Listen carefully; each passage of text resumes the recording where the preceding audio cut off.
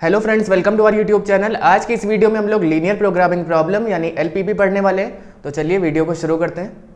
तो linear programming problem का use हम लोग करते हैं अपनी रियल लाइफ प्रॉब्लम्स को सॉल्व करने के लिए, और यहाँ पे most importantly 3 real life problem से आपको डील करना है, जैसे कि डाइटिशियन प्रॉब्लम, मैन्युफैक्चरिंग प्रॉब्लम और ट्रांसपोर्टेशन प्रॉब्लम। तो आपको लग रहा होगा कि एलपीपी का क्या रोल है इन रियल लाइफ प्रॉब्लम्स को सॉल्व करने के लिए। तो चलिए इसको एक एग्जांपल से समझते हैं। फॉर एग्जांपल, पर्सन है एक कोई राहुल, और वो गया किसी डाइटिशियन के पास अपनी डाइट प्रिपेयर करवाने के लिए। तो डाइटिशियन क्या करेगा, सबसे पहले उसकी हेल्थ चेक करेगा, उसका वेट कितना है, और फिर उस अकॉर्डेंस में वो विटामिन, कैल्शियम, मिनरल, इन सब की क्या रिक्वायरमेंट है उसके फूड में, डेली इनटेक में, वो डिसाइड करेगा। तो यही रिक्वायरमेंट्स क्या हो जाएंगी, कंस्ट्रेंट्स। और इन्हीं कंस्ट्रेंट्स को एक्स और वाई के टर्म्स में हम एक्सप्रेस करते हैं, वेरिएबल्स के टर्म्स में, और वहां से बन जाती है हमारी लीनियर इनइक्वेशंस। उन लीनियर इनइक्वेशंस को हम लोग फॉर्मुलेट करने के बाद उसको ग्राफ पे प्लॉट करते हैं, और ग्राफ पे प्लॉट करते ही हमारे पास ऑप्टिमम सॉल्यूशन आ जाता है। तो अगर आप ऐसे नहीं समझ पा रहे हैं तो चलिए एक और एग्जाम्पल से समझते हैं। तो मान लेते हैं एक शॉपकीपर है जो 2 टाइप्स के आइटम से डील करता है, artificial plants and wall hangings. और यहाँ पे कुछ डेटा गिवन है, चलिए उसको पहले एनालाइज करते हैं कि उसको 300 रुपये पर पीस वॉल हैंगिंग का पड़ा है और 500 रुपीज़ पर पीस आर्टिफिशियल प्लांट का, जहाँ से भी उसने खरीदा होगा। ऑलराइट, जिस भी डीलर से खरीदा होगा वहाँ से उसको 300 रुपये पर पीस वॉल हैंगिंग का पड़ा है और 150 पर पीस आर्टिफिशियल प्लांट्स का। ठीक है, और इसके साथ ही दिया है कि प्रॉफिट ₹50 पर पीस लेगा वो, 300 रुपये का उसने खरीदा है और यानी कि 350 का वो बेचेगा। तो 50 रुपीज़ का प्रॉफिट होगा एक वॉल हैंगिंग पे, और 18 रुपीज़ का प्रॉफिट वो लेगा एक आर्टिफिशियल प्लांट पे। ठीक है, लेकिन इसके अलावा बात अभी यहाँ ख़त्म नहीं होती है, यहाँ पे भी कुछ इसके पास बाउंड्रीज हैं, कुछ कंस्ट्रेंट्स हैं। चलिए उसको देखते हैं। तो दिया है कि इन्वेस्टमेंट कंस्ट्रेंट है ₹15,000 एट मोस्ट, यानी वो ज़्यादा से ज़्यादा 15,000 रुपये खर्च कर सकता है, लगा सकता है इन सबको खरीदने के लिए, इससे ज़्यादा नहीं। और इसके अलावा उसके गोडाउन में जो स्पेस है वो केवल 80 आइटम्स को स्टोर करने के लिए, या वो चाहे कि सारे आर्टिफिशियल प्लांट्स खरीद ले, उसको स्टोर कर ले अपने गोडाउन में 80 पीसेस को, या तो वो चाहे तो 80 वॉल हैंगिंग्स खरीद ले डीलर से और वो स्टोर कर ले, या फिर किसी रेशियो में रख के इसको वॉल हैंगिंग और आर्टिफिशियल प्लांट्स दोनों मिक्स करके अपने गोडाउन में स्टोर कर ले, लेकिन 80 पीस से ऊपर नहीं हो सकता है। ठीक है, उससे कम हो सकता है लेकिन उतना उससे ऊपर नहीं हो सकता। Assuming all items are sold, formulate a LPP to maximise his profit. Obviously बात है, प्रॉफिट को हमेशा मैक्सिमाइज ही किया जाएगा और जो कॉस्ट है उसको मिनिमाइज। तो यहाँ पे इन्होंने पूछा है प्रॉफिट को मैक्सिमाइज कैसे करें, तो उसके लिए हम यहाँ पे एलपीपी फॉर्मुलेट करेंगे। तो उसके लिए आपको यहाँ पे वेरिएबल्स का यूज़ करना पड़ेगा, एक्स और वाई का।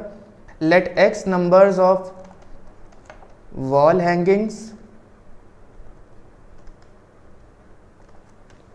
And y number of artificial plants are sold। ठीक है, मान ले रहे हैं कि x वॉल हैंगिंग्स उसने खरीदी थी और वो सारी बिक गई हैं, और y number of artificial plants थे जो उसने खरीदे थे और वो सभी बिक गए, क्योंकि यहाँ पे लिखा है assuming all items are sold. तो उसने अगर x वॉल हैंगिंग खरीदी तो वो सारी बिक चुकी हैं और y number of artificial plant sold हो चुके हैं। तो हमें यहाँ पे सबसे पहले तो प्रॉफिट फंक्शन बनाना होगा। तो मान ले रहे हैं z is the profit function, और उसको बनाने के लिए आपको प्रॉफिट के पास आना पड़ेगा। 50 रुपीज़ पर पीस हो रहा है वॉल हैंगिंग से उसको मुनाफा, अगर x पीसेस उसने बेच दिए हैं तो 50x उसको प्रॉफिट होगा टोटल वॉल हैंगिंग से। इसके अलावा 18 रुपीज़ पर पीस उसको प्रॉफिट हो रहा है किससे, आर्टिफिशियल प्लांट से। लेकिन अगर उसने y number of artificial plants बेचे हैं तो 18y उसका प्रॉफिट होगा आर्टिफिशियल प्लांट से। अब क्योंकि प्रॉफिट फंक्शन हम फॉर्मुलेट कर रहे हैं तो टोटल प्रॉफिट की बात करेंगे, तो 50x प्लस 18y उसका प्रॉफिट फंक्शन बन गया, जिसको कि हमें क्या करना है, मैक्सिमाइज। अभी फिलहाल यहाँ पे फॉर्मुलेट करेंगे, फिर बाद में देखते हैं कि इसको ग्राफिकली कैसे मैक्सिमाइज करना है। इसके अलावा कुछ कंस्ट्रेंट्स हैं, उनके लिए भी इन इक्वेशंस बनेंगी। इन्वेस्टमेंट कंस्ट्रेंट, सबसे पहला क्या है, इन्वेस्टमेंट कंस्ट्रेंट्स। उसके पास 15,000 रुपये से ज़्यादा नहीं है खर्च करने के लिए, इनको खरीदने के लिए, अपनी शॉप में रखने के लिए। तो यानी कि अगर हम देखें यहाँ पे cost of 1 wall hanging 300 rupees पर पीस है,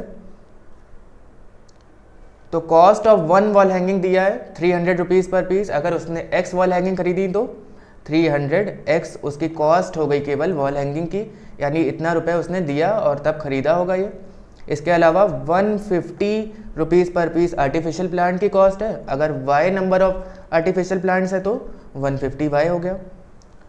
तो 300x प्लस 150y ये तो हो गया इन्वेस्टमेंट कंस्ट्रेंट, लेकिन ये कितना होना चाहिए 15,000, उससे कम हो या 15,000 हो, लेकिन उससे ऊपर नहीं हो सकता, यानी लेस देन इक्वल टू 15,000। ठीक है, अब बात करते हैं अपने दूसरे कंस्ट्रेंट की, यानी कि space constraint. At most 80 pieces वो रख सकता है अपने गोडाउन में या फिर अपनी शॉप में।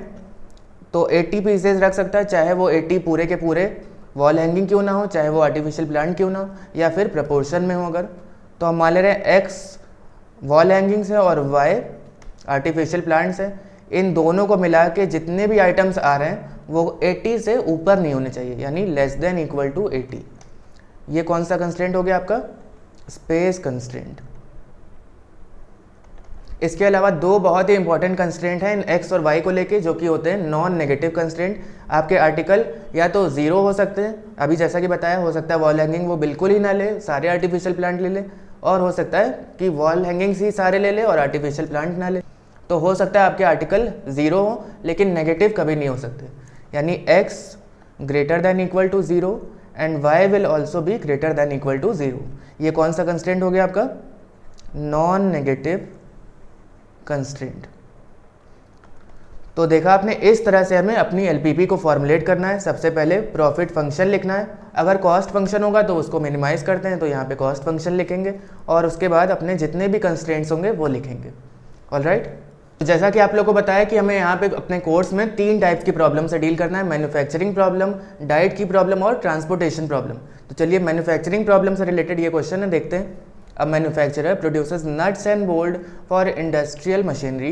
It takes 1 hour of work on machine A and 3 hours of work on machine B to produce a package of nuts. While it takes 3 hours on machine A and 1 hour on machine to produce a package of bolts, he earns a profit of 2.50 per package on nuts and 1 per package on bolts. Form a LPP to maximize his profit if he operates each machine for at most 12 hours. तो सबसे पहले तो आपको x और y late करना आना चाहिए। उसका सिंपल सा तरीका है शॉर्टकट कि आप जहाँ भी प्रॉफिट फंक्शन या कॉस्ट फंक्शन देखेंगे उसके बगल में आपको नोटिस करना है क्या लिखा हुआ है। जैसे लिखा है 2.50 पर पैकेज ऑन नट्स, यानी पर पैकेज ऑन नट्स है तो पैकेज ऑन नट्स को हम x मान लेंगे और पैकेज ऑफ बोल्ट्स को y। तो क्या लिखेंगे? Let there be x packages of nuts and y packages of bolts। अब हमें यहाँ पे प्रॉफिट फंक्शन यानी z को फॉर्मुलेट करना है। तो आप देख पा रहे हैं यहाँ पे 2.50 पर पैकेज ऑन नट्स है, यानी एक पैकेज नट के हमें कितने मिलेंगे प्रॉफिट? 2.50 रुपीज़। तो अगर x पैकेजेस हैं तो 2.50 इंटू x, ये नट्स से हमें प्रॉफिट मिलेगा। बोल्ट्स पे अगर एक पैकेज का देखें तो 1 रुपीज़ पर पैकेज बोल्ट पे प्रॉफिट हो रहा है। अगर y पैकेजेस है तो 1 इंटू वाई यानी कि y। तो ये टोटल प्रॉफिट हो गया जिसको कि मैक्सिमाइज करना है। अभी इस वीडियो में हम लोग केवल फॉर्मुलेशन देखते हैं, अगली वीडियो में इसको कैसे मैक्सिमाइज करना है वो भी ग्राफिकली देखेंगे। तो अगला इसी में हमें कंस्ट्रेंट्स बनाने हैं। तो सबसे पहले यहाँ पे लिख दीजिए सब्जेक्ट टू कंस्ट्रेंट्स, और अब यहाँ पे फिर से पढ़ना शुरू कीजिए। It takes 1 hour of work on machine A and 3 hours of work on machine B to produce package of nuts, यानी 1 घंटा लग रहा है मशीन ए में नट्स को बनाने के लिए और 3 घंटे लग रहे हैं मशीन बी में नट्स को बनाने के लिए। इसके साथ ही आगे दिया है कि बोल्ट्स के लिए 3 घंटे लग रहे हैं मशीन ए को और 1 घंटे लग रहे हैं मशीन बी को। तो हमने x किसको माना है? नट्स को, और y किसको माना है? बोल्ट्स को। तो हमें देखना होगा कि किसका कंस्ट्रेंट हमें लेना है। यहाँ पे 2 टाइप्स की मशीन है, मशीन A एंड B। तो सबसे पहले अगर हम यहाँ पे मशीन A का कंस्ट्रेंट देखें तो क्या हो जाएगा? वो 1 घंटे लग रहा है नट्स बनाने के लिए मशीन A को और 3 घंटे लग रहे हैं बोल्ट्स बनाने के लिए। तो अगर x नट्स के पैकेजेस हैं तो कितना टाइम लगेगा? 1 hour इंटू x, यानी कि x आवर्स। और मशीन ए को बोल्ट्स बनाने के लिए, एक पैकेज बनाने के लिए 3 hours लग रहे हैं। तो अगर y पैकेजेस हैं तो 3y हो जाएगा, उससे मल्टीप्लाई कर देंगे, यानी x प्लस 3y। तो ये लाइन बहुत ध्यान से पढ़िए। If he operates each machine for at most 12 hours, यानी कि ज़्यादा से ज़्यादा वो 12 घंटे के लिए अपनी कोई भी मशीन चला सकता है। तो अगर मशीन ए से हम काम ले रहे हैं तो इन काम को पूरा करने के लिए कितना टाइम लगना चाहिए, 12 घंटे, या फिर 12 घंटे से कम भी लग रहा है तब भी चलेगा क्योंकि एटमोस्ट लिखा है। यानी x + 3y ≤ 12, ये हमारा पहला कंस्ट्रेंट आ गया मशीन ए का। दूसरा देखते हैं मशीन बी के लिए। तो मशीन बी में नट्स और बोल्ट्स को बनाने में कितना टाइम लग रहा है वो देखते हैं। 3 आवर्स और machine B to produce nuts. तो अगर x पैकेजेस हैं तो 3x हो जाएगा, और इसके साथ ही 1 आवर और machine B to produce bolts. अगर y पैकेजेस हैं तो 1 × y यानी कि y हो जाएगा। और टाइम लिमिट इसकी भी क्या है, मशीन बी को चलाने की भी एटमोस्ट 12 आवर्स। और इसके अलावा दो खास important non negative constraints, x > 0 and y > 0, ये नॉन नेगेटिव कंस्ट्रेंट्स हैं। और इसका मतलब ये है कि कभी भी नंबर ऑफ पैकेजेस नेगेटिव में नहीं होंगे, हमेशा या तो 0 या फिर > 0 होंगे। तो ये हमारे 3 कंस्ट्रेंट्स हैं और ये प्रॉफिट फंक्शन है, इसको मैक्सिमाइज करना था। तो ये हो गई आपकी प्रॉब्लम किसकी, मैन्युफैक्चरिंग की। चलिए अब दूसरी प्रॉब्लम देखते हैं। तो अगला क्वेश्चन हमारा डाइट्स की प्रॉब्लम से रिलेटेड है। A diet is to contain at least 80 units of vitamin A and 100 units of minerals. Two foods F1 and F2 are there. Food F1 cost ₹4 per kg and F2 cost ₹5 per kg।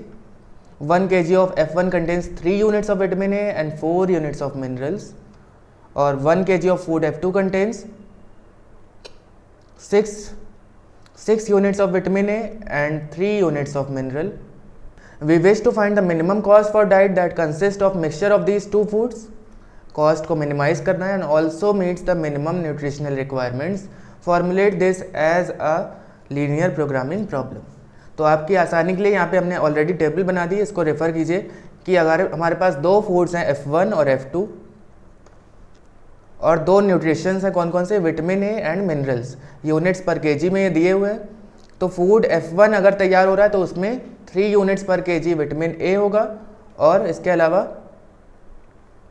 Food F1 में minerals की requirement कितनी होगी, 4 units पर KG. अगर food F2 तैयार कर रहे हैं तो उसके लिए 6 यूनिट्स ऑफ विटामिन ए होने चाहिए और 3 यूनिट्स ऑफ मिनरल्स होना चाहिए, ठीक है। और इसके साथ ही विटामिन और मिनरल की आपको रिक्वायरमेंट दी है एटलीस्ट 80 यूनिट्स, कम से कम 80 यूनिट्स तो होना चाहिए विटामिन ए, और कम से कम 100 यूनिट्स होना चाहिए मिनरल्स। कम से कम का मतलब मोर देन इक्वल टू होगा यहाँ पे, क्योंकि ज़्यादा भी होगा तब भी चलेगा, लेकिन उससे कम नहीं होना चाहिए। तो चलिए इसको LPP फॉर्मुलेट करते हैं। सबसे पहले तो कॉस्ट को मिनिमाइज़ करना है। कॉस्ट फंक्शन मान ले रहे हैं C है, अगर कॉस्ट फंक्शन हमने मान लिया अगर C है, और x और y किसको मानना है वो भी आपको देखना पड़ेगा।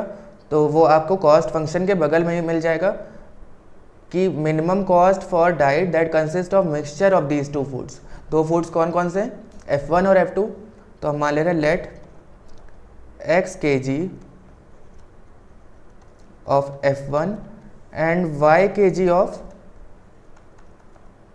F2 forms a mixture.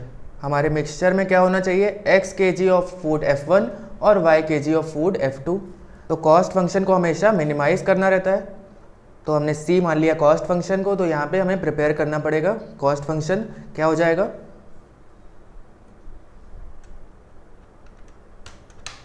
जहाँ पे आपको कॉस्टिंग दे रखी है, देखिए फूड F1 कॉस्ट ₹4 पर kg, अगर x kg है तो 4x हो गया।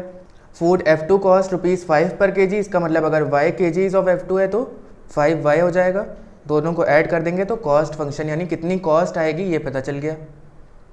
अब इसके अलावा सब्जेक्ट टू कंस्ट्रेंट्स हम यहाँ पे लिखेंगे एक एक करके। सबसे पहले तो विटामिन ए का कंस्ट्रेंट क्या होगा, और उसके बाद दूसरा है मिनरल कंस्ट्रेंट।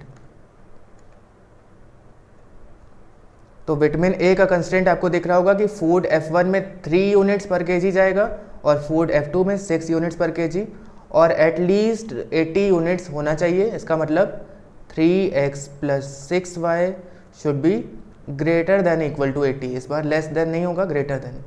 और इसके अलावा अगर मिनरल्स का देखें तो 4x + 3y should be greater than equal to 100, ठीक है। तो ये हमारे 2 कंस्ट्रेंट्स बन गए विटामिन और मिनरल के। क्या नॉन नेगेटिव कंस्ट्रेंट होंगे, बिल्कुल। यहाँ पे भी कभी भी नेगेटिव में नहीं होगा kg। तो नॉन नेगेटिव कंस्ट्रेंट मतलब x > 0 एंड y > 0। तो ये हमारा कॉस्ट फंक्शन बन गया और ये 3 कंस्ट्रेंट्स आ गए हमारे पास।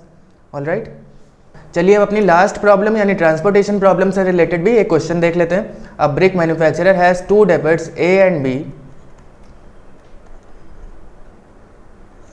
2 डेबिट्स हैं और with stock of 30,000 bricks and 20,000 bricks respectively. He receives orders from 3 builders P, Q, R. 3 builders हैं P, Q and R और उनकी रिक्वायरमेंट भी दी है ब्रिक्स की कि उनको 15,000, 20,000 और 15,000 ब्रिक्स की रिक्वायरमेंट है respectively. The cost in rupees for transporting 1000 bricks to the builders from depots are given below. तो इस टेबल में आपको गिवन है 1000 ब्रिक्स की कॉस्ट क्या होगी अगर वो डेबिट ए या बी से पी क्यू आर पे रिस्पेक्टिवली जा रहे हैं। लेट से अगर ए से पी पे ब्रिक्स जा रहे हैं तो अगर 1000 ब्रिक्स जा रहे हैं तो उसकी कॉस्ट होगी 40 रुपीज़, अगर 2000 जा रहे हैं तो 80 रुपीज़, इस तरह से वेरी करेगा। तो हमें ए से पी क्यू और आर पे पहुंचाना है और बी से भी पी क्यू आर पे पहुंचाना है। तो सबसे पहले इसको सिंप्लीफाई करने के लिए मान लेते हैं कि 1 यूनिट जो है वो 1000 ब्रिक्स के बराबर है। ठीक है, इससे थोड़ा सिंप्लीफाई हो जाएगा। तो अगर डेबिट ए के पास 30,000 ब्रिक्स हैं, इसका मतलब अगर हमने 1 यूनिट को 1000 ब्रिक्स मान लिया तो यहाँ पे 30 लिख देंगे तो भी बात बन जाएगी। और बी के पास हैं 20,000 ब्रिक्स तो यहाँ पे 20 लिख देते हैं, 20 यूनिट्स, इसका मतलब क्या हो गया 20,000। और इसके अलावा पी क्यू आर की कितनी रिक्वायरमेंट है वो भी आप यूनिट्स में लिख लीजिए। तो 15 यूनिट्स हो जाएगा पी के लिए क्योंकि 15,000 है, यूनिट्स में 15 हो गया।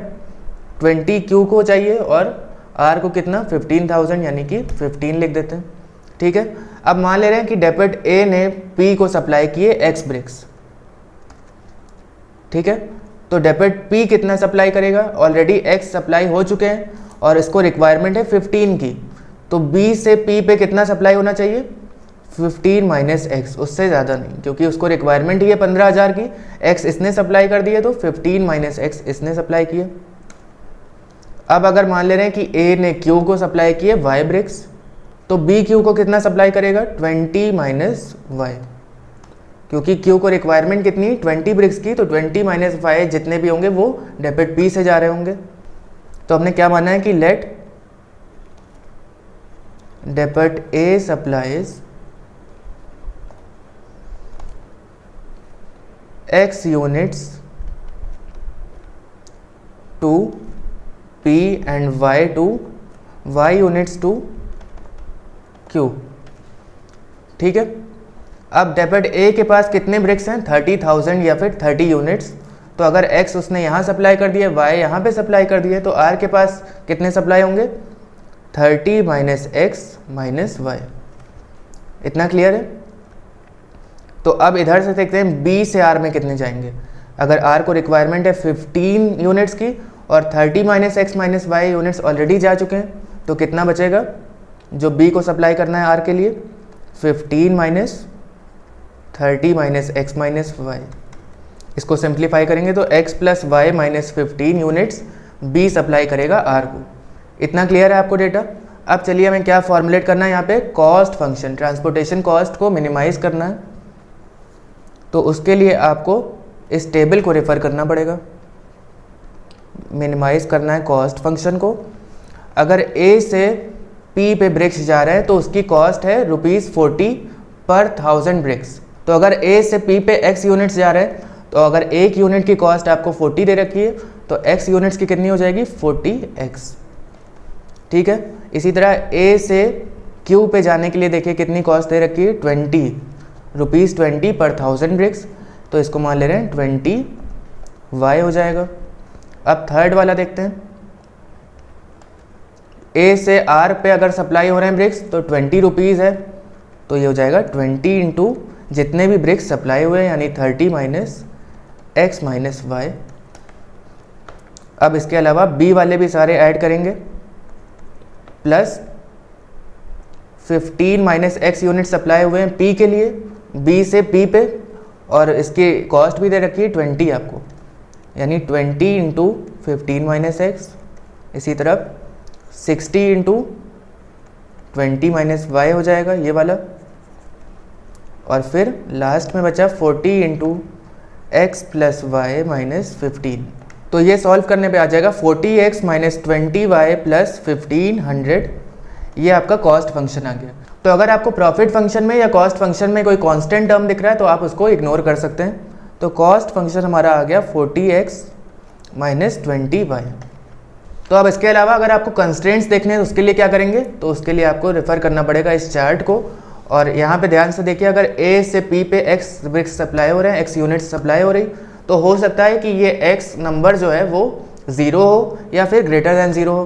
कभी भी नेगेटिव में तो ब्रिक्स जाएंगे नहीं यूनिट्स, इसलिए हमेशा x will be greater than equal to 0 होगा। तो ये सब हमारे नॉन नेगेटिव कंस्ट्रेंट्स होंगे। तो x will always be greater than equal to 0।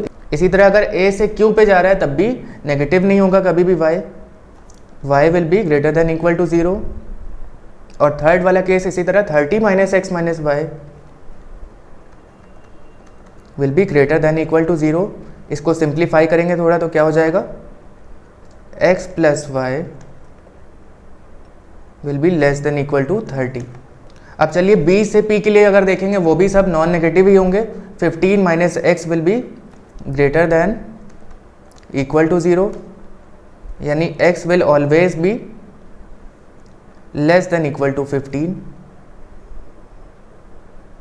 दूसरा देखिए 20 minus y greater than equal to 0, यानी y will always be less than equal to 20।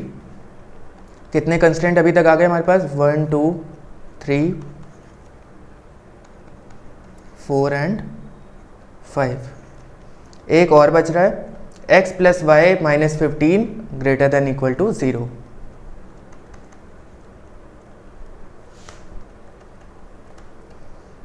यानी x plus y greater than equal to 15, ये हमारा 6th constraint हो गया। तो देखा आपने, यहाँ पे नॉन नेगेटिव कंस्ट्रेंट्स लेते ही कितने सारे कंस्ट्रेंट्स बन गए। और प्रॉफिट फंक्शन यहाँ पे था नहीं, मिनिमम करना था किसको, कॉस्ट फंक्शन को। तो ये हमारी कॉस्ट फंक्शन है जिसको मिनिमाइज करना है, और ये सब हमारे कंस्ट्रेंट्स हैं। तो आई होप आपको एलपीपी फॉर्मुलेशन अच्छे से समझ में आया होगा। खास करके ट्रांसपोर्टेशन प्रॉब्लम बहुत इंपॉर्टेंट है, इस पर जरूर क्वेश्चंस लगाइएगा। मिलते हैं अगली वीडियो में। Until next time keep practising maths because practice makes maths perfect.